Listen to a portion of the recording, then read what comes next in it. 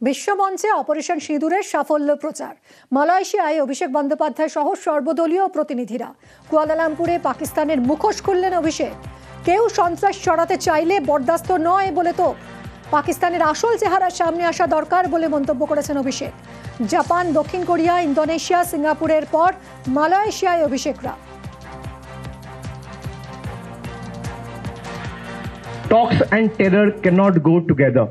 India has been engaging in a dialogue with Pakistan from the last 50 years, no matter who was in government.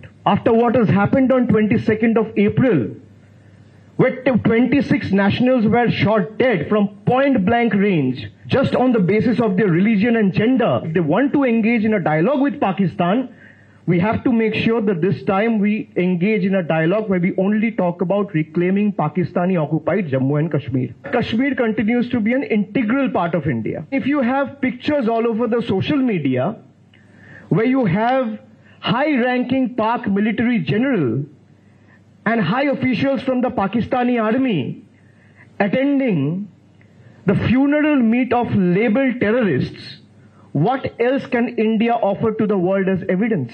We might be from different religion, but every religion talk about harmony, peace, brotherhood.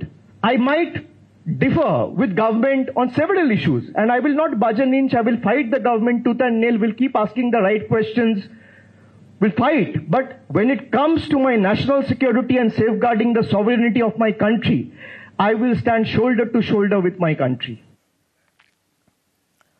কুয়ালালামপুরে একসঙ্গে মনীষী স্মরণ। বিদেশের মাটিতে অভিষেক অনুসরণে BJP. বিদেশের মাটিতে মনীষীদের সৌধে শ্রদ্ধা জানান অভিষেক বন্দ্যোপাধ্যায়।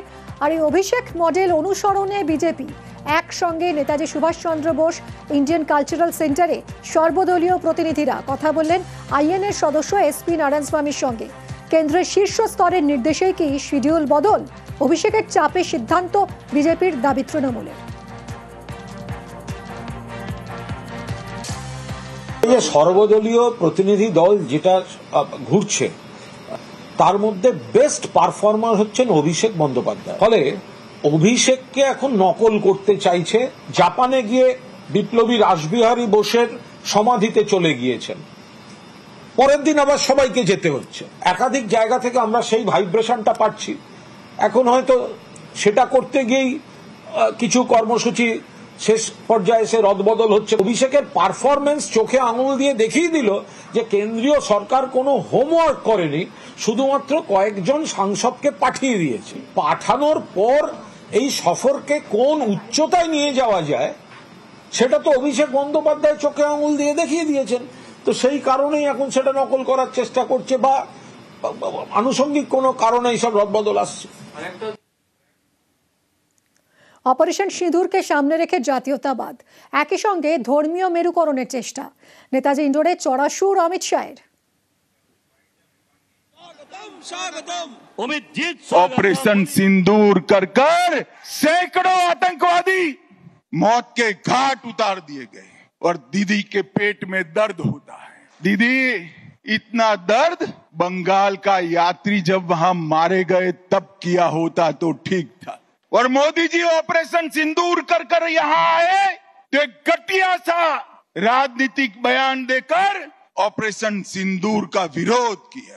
आपने ऑपरेशन सिंदूर का विरोध नहीं किया, आपने इस देश की करोड़ों माताओं बहनों की भावनाओं के साथ खिलवाड़ किया है, खिलवाड़ किया।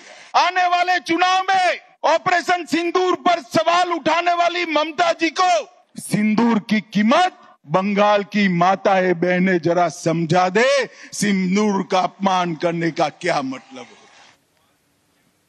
ক্ষমতা থাকলে তৃণমূল রিগিং ছাড়া ভোট করে দেখাক। 26-এ তৃণমূলের সময় শেষ, চ্যালেঞ্জ ছুড়েছেন অমিত শাহ। टीआर सेशन सीईसी बने उसके बाद पूरे देश में चुनावी हिंसा बंद हो गई, मगर ये बंगाल है जिसमें चुनाव के वक्त और दीदी को विजय मिलने के बाद सैकड़ों भारतीय जनता पार्टी के कार्यकर्ताओं को मौत के घाट उतार दिया जाता है। दीदी, कब तक बचाओगी उनको? आपका समय अब समाप्त हो गया है। 26 में भारतीय जनता पार्टी की सरकार बनने वाली। यहाँ तृणमूल की सरकार जाते ही हमारे कार्यकर्ताओं के हत्या के अपराधियों को जमीन में गाड़ा है तो भी बाहर निकालकर सजा करने का काम करें। लोकतंत्र के अंदर हिंसा कभी शोभा नहीं देती है।